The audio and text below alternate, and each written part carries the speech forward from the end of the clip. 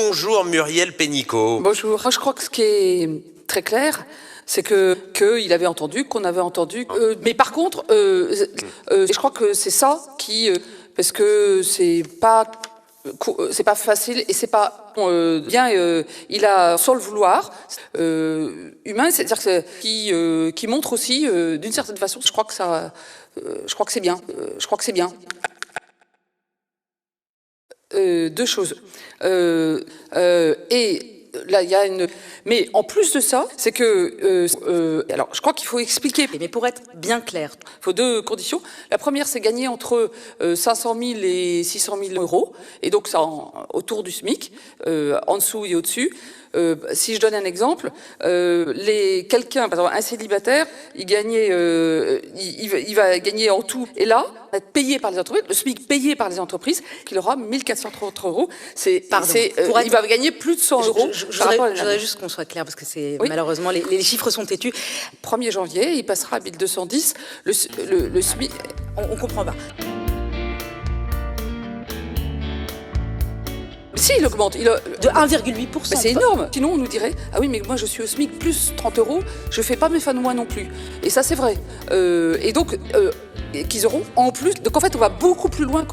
Si je vais prendre un autre exemple, parce que je crois qu'il y a beaucoup de cas comme ça, les deux conjoints sont au SMIC, eh bien, ils vont avoir, eh bien, on rajoute. Pourquoi on ne fait pas pour le SMIC? Parce que ils vont faire quoi? En revanche, on a entendu 1 200 euros par an. Oui, net, c'est notable. C'est net. Pour bien comprendre, si moi je suis au SMIC et mon mari gagne 200 euros de plus que moi, est-ce que je reçois les 100 euros? Par contre, si votre mari ou votre femme, un jour, un homme ou je sais pas quoi, enfin bref, vous m'avez compris. Si vous êtes célibataire jusqu'à... donc, en fait, c'est ça, parce qu'on l'a bien vu toutes ces semaines-là. Même si on explique un petit peu quelque chose, elle va plus loin. C'est vraiment certaines... et on le dit clairement pour qu'on comprenne bien. Je vais vous donner un exemple technique, comme on disait, chômage partiel. Je suis désolée, il ne va pas pouvoir payer la prime, il va obligatoire. Par contre, il y a pas mal d'entreprises qui disent je ne sais pas vous dire, je pourrais vous dire tout à l'heure dans la journée, il faut que je... Je pense que d'abord, la hausse de CSG, c'était pas que pour les retraités, c'était pour tout le monde.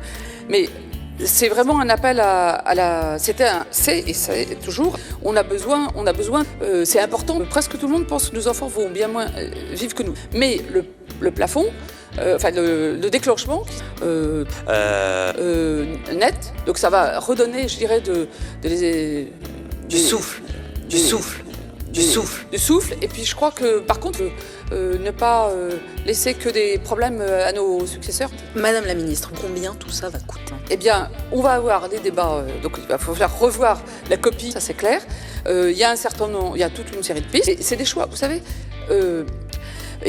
Et donc, à un moment donné, on va faire des choix, c'est-à-dire que oui, on va faire des choix. Mais je crois que là, vous savez, mais le temps que c'est des effets, il faut vraiment chaque jour, voilà. On va en parler dans quelques jours. Aujourd'hui, je crois que ce qui est important, c'est que tous les Français comprennent ce qu'on est en train de faire. Moi, j'ai appelé depuis plusieurs jours les branches sur la justice fiscale. Je pense que et le français. Ça veut dire quoi concrètement? CAC 40, il y a beaucoup, il y a aussi, eh bien, quand vous, je ne le justifie pas, bon, mais enfin, et c'est vrai sur chaque compartiment de loi, etc. Il faut pas et on va, c'est juste. Comment vous allez forcer les chefs d'entreprise du CAC 40 et autres à payer leurs impôts en France? Muriel Pénicaud, Madame la ministre du Travail, merci.